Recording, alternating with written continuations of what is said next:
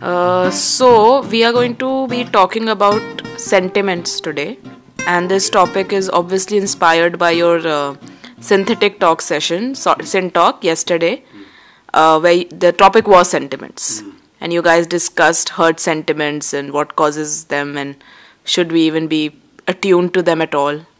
So we're just going to take that discussion forward.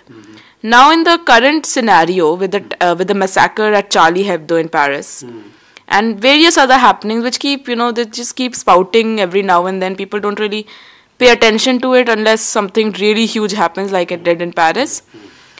Do you think that in this day and age, hurt sentiments has just become this way of, registering a protest against anything under the sun? You Ritamra made a very interesting observation that we do not pay attention unless something huge happens. It's a very interesting observation because it indicates that this whole politics of hurt sentiments has actually become part of our cultural and political conditioning. We have started taking it as a matter of fact.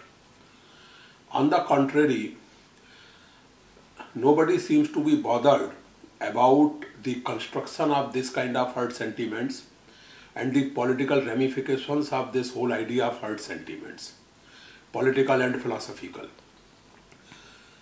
You see, over the last 30 years, particularly with the advent of mass media, television, this business of hurt sentiments has really taken unprecedented dimensions. And what is hurt sentiment? I think that is the basic query which we should address. Before addressing this query, let us also think about this, that nowhere in the world we hear the complaint that our rationality has been hurt. It seems that human being is only about sentiments, which is not the case. After all, sentiment articulates a certain set of natural instincts. Then on the other hand, reason and rationality are as natural as sentiment. Human being would not be human being without the fundamental faculty of logic and reasoning. So this privileging of sentiment, this kind of surrender to the politics of hurt sentiment is something which should bother everybody. Now, what is hurt sentiment? In the first place, you must realize that this whole business of hurt sentiment has hardly any element of spontaneity.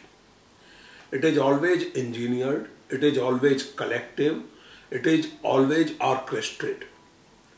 The whole idea of spontaneity could be individualistic, could be at the level of a very small collective, but when you organize massacres, when you organize holy wars, when you organize various kind of political campaigns in the name of sentiments, obviously nothing of this could be and nothing of this is actually spontaneous.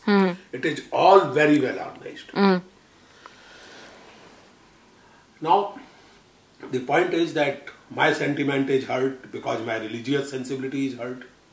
My sentiment is hurt because of my patriotic sensibility is hurt. My sentiment is hurt because my moral sensibility is hurt. Now the point is that yes, I take the point that sentiments could be really genuinely hurt. What is the way? What is the recourse? The only recourse is dialogue. If your sentiment is hurt, you try to convert the person who has hurt your sentiment. I am saying that suppose a particular film has hurt my sentiments. I have the option of not watching that film. And if I want you not to watch that film, then I have the option of convincing you that please don't watch this film. But these suggestions which I am giving, you must realize, Ritambara, these are rational suggestions. And rationality means openness to dialogue and openness to the other point of view. I mean, I have said something about which you consider sacred, and you come back with an argument with an attempt to kind of inspire me to rethink my position. And I rethink my position. This is the rational dialogue. And you must understand, there are certain philosophical tendencies over the last 25 years, 30 years, which go broadly speaking in the name of postmodernism. They have consistently emphasized that this whole idea of rationality has marginalized a part of human consciousness, that is emotion. Nothing of the sort. I mean, Eurocentric rationality has created problems, that is true. But Eurocentric rationality is not the only rationality. Eurocentric modernity is not the only modernity. There are alternative modernities, there are various ways of being modern, but in all these ways, one thing has to be commonly underlined and appreciated, that is openness to dialogue. That is the idea to judge things on the basis of some fundamentally agreed principle of logical reasoning. Now, do we realize that when we talk of hurt sentiments and we give space to hurt sentiments and their organized expression of violence, are we realizing that we are actually hurting part of our human nature?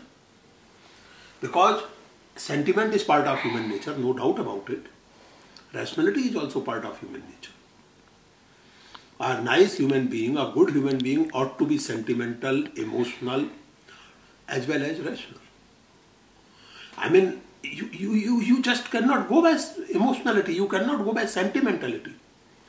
Everybody is attached to their dear ones, isn't it? And you feel sentimentally attached. Now somebody dies.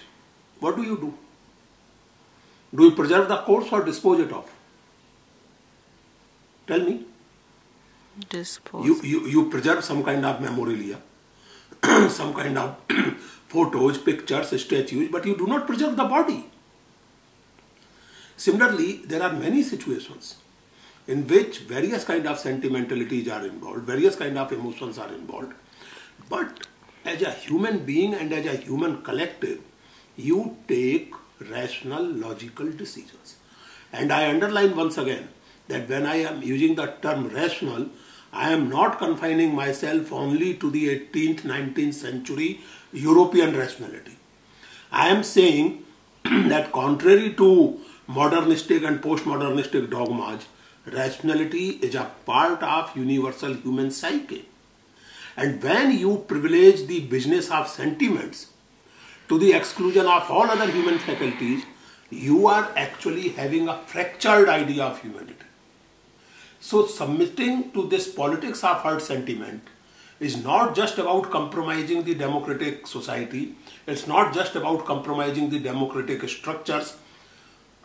Manuji, in a very, very fundamental sense, it is about compromising about the very human nature.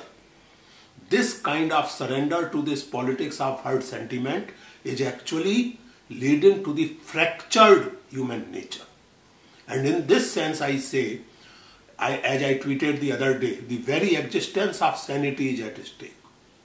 The very existence of humanity at stake if we do not realize the long-term philosophical implications of this whole business of hurt sentiment and its politics.